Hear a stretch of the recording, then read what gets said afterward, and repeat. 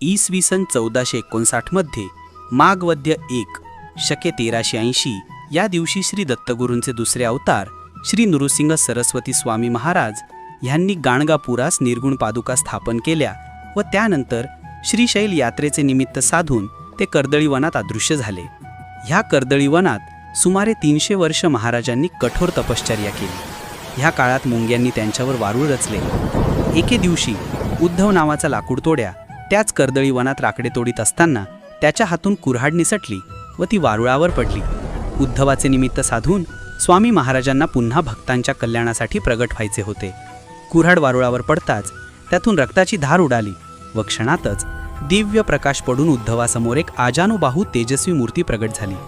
तेच अक्कलकोटचे स्वामी समर्थ महाराज होत। आपल्या हातून ह्या महापुरुषाला जखम झाली ह्या विचाराने उद्धवाला दुःख झाले व भय वाटू लागले। पण भक्तांसाठी माता